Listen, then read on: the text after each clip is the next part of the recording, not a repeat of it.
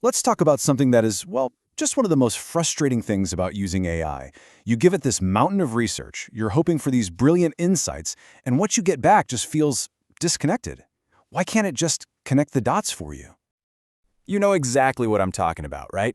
You feed your AI a dozen, maybe 20 articles for some huge project. You're expecting this amazing report that weaves it all together, and instead, you get back this lazy, disconnected list of summaries. It's just so frustrating. Well, here's the problem, and honestly, it's a really simple one. You handed your AI a pile of materials, but you never actually told it what to build. It saw a pile of bricks, not a house, because you never gave it the blueprint. So let's take a closer look at this pile of bricks problem. Why does the AI default to just, stacking things up instead of actually building something meaningful with them? This right here gets to the absolute core of the issue. On the left, you've got the AI's default behavior, summarization. It just takes each piece of information one by one, like stacking bricks. But on the right, that's our goal, synthesis. That's about weaving all those different threads into a single, coherent argument. It's about actually building the house. And this part is key. Synthesis is not just a better summary. It's a higher-order cognitive task. It's all about creating new meaning by finding the hidden relationships between all your sources.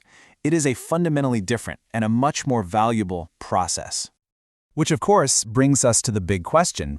If synthesis is so valuable, why are these incredibly powerful AIs so bad at it right out of the box?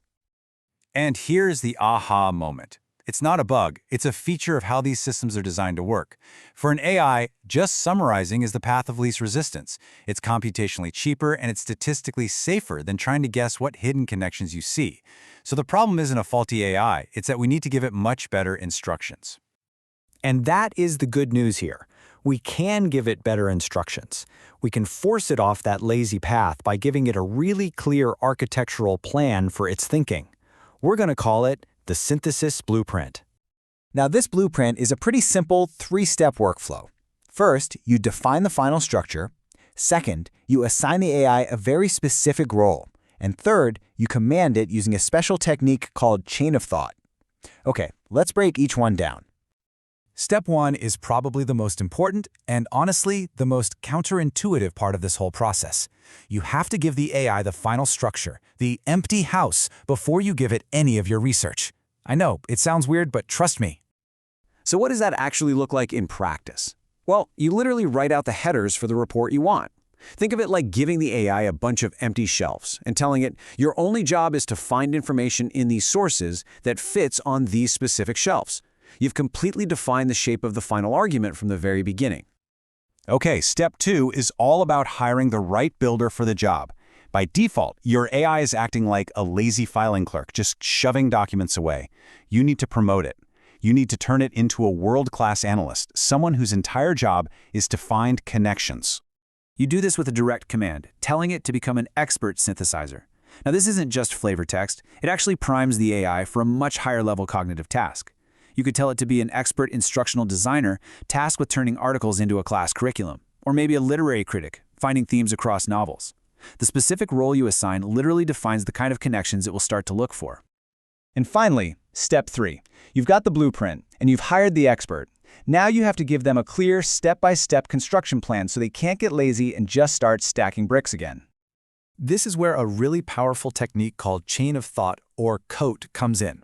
Instead of just asking for the final product, you are commanding the AI to show its work, to think step by step, out loud, and this forces it to slow down and actually reason its way through the connections.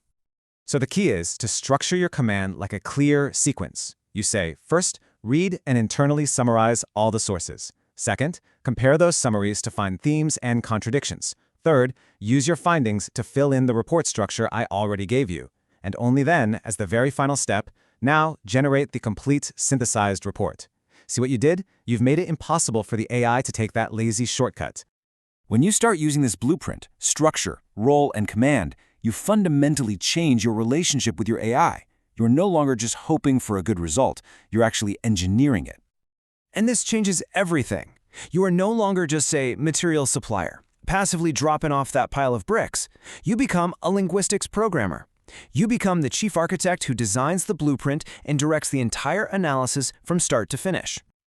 But of course, this power to build narratives from the ground up, well, it comes with a pretty serious responsibility. You are the one defining the structure of the argument. You are telling the AI which connections to look for, and, implicitly, which ones to ignore. The blueprint you design determines the story that gets told in the end. So just remember, when it comes to getting real insight from your AI, you're not just a user. You are the architect. Stop supplying bricks and start designing blueprints.